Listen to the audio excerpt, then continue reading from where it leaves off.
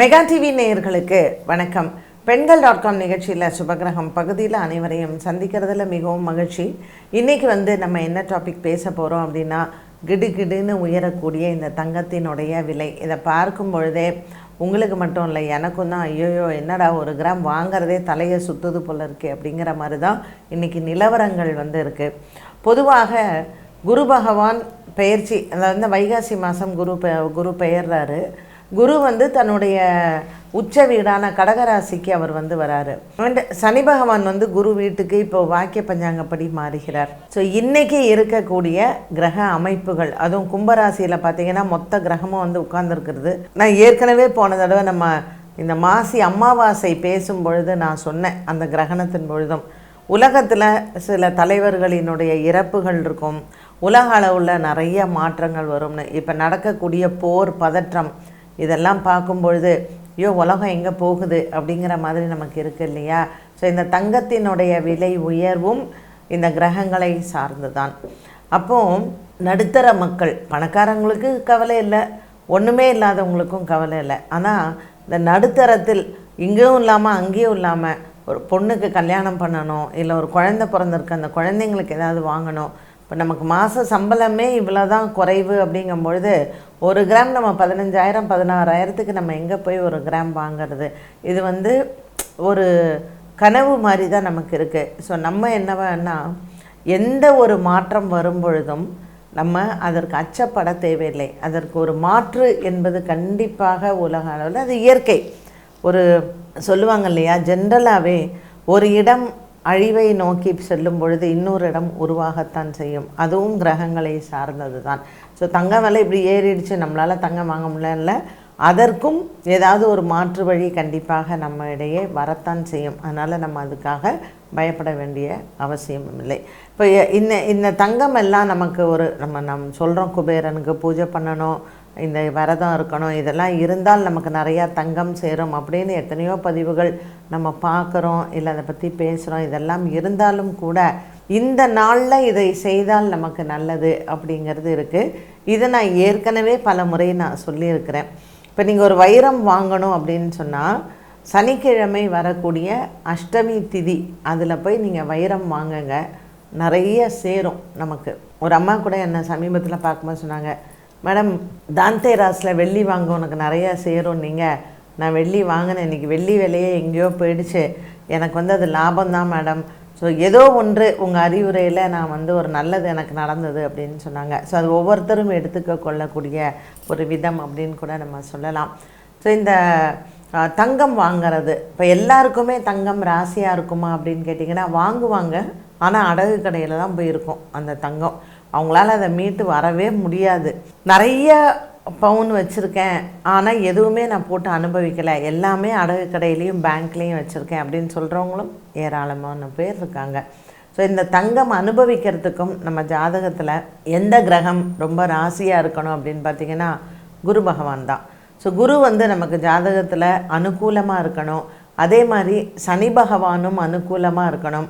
இவங்க 2 பேரும் நமக்கு அனுகூலமாக இருந்தாங்கன்னா வைர நகைகளும் சரி, நமக்கு தங்க நகைகளும் சரி நிறையா சேரும்.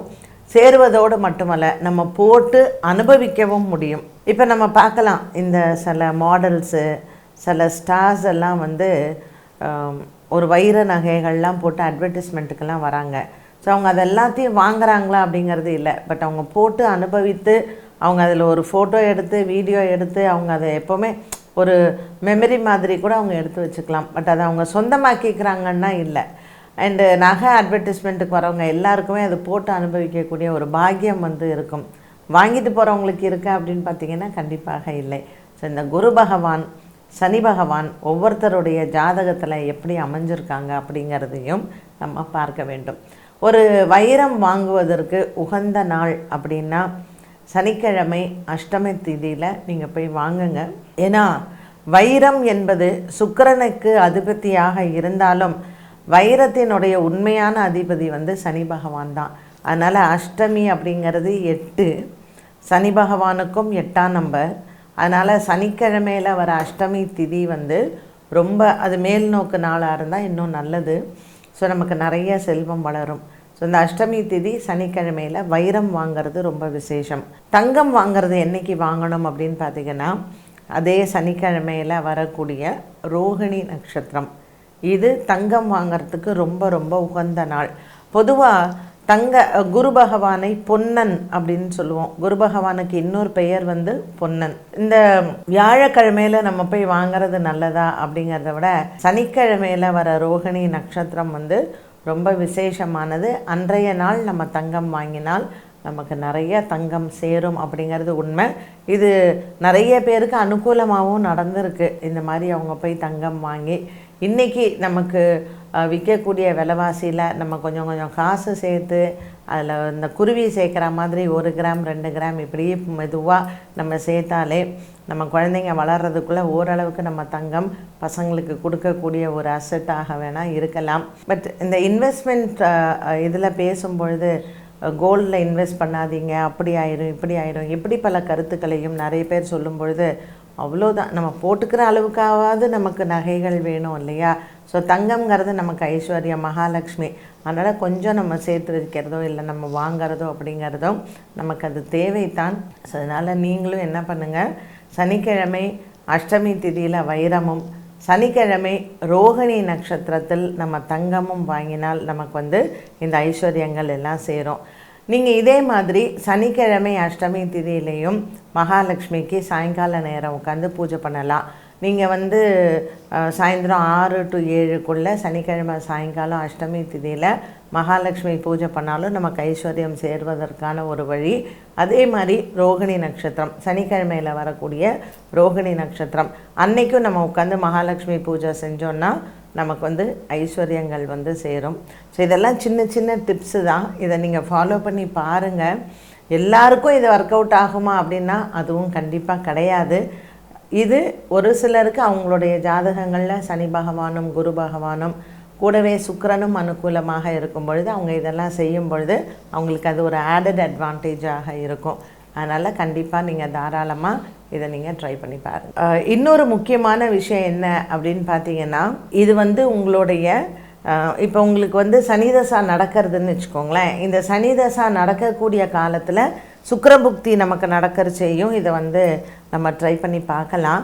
ஸோ நாள், நட்சத்திரம், தசா, புக்தி இந்த மாதிரியான விஷயங்களை நம்ம நோட் பண்ணிவிட்டு தங்கம் வைரம் வாங்கும் பொழுது நமக்கு செல்வங்கள் கண்டிப்பாக சேரும். என்ன நேயர்களே, இன்றைக்கி வந்து தங்கம் வைரம் வாங்குவதற்கான நல்ல நாள், நல்ல திதி, நட்சத்திரம் இது எல்லாமே நம்ம பார்த்தோம். மீண்டும் உங்களை Pengal.com நிகழ்ச்சியில் சந்திக்கும் வரை நன்றி, வணக்கம்.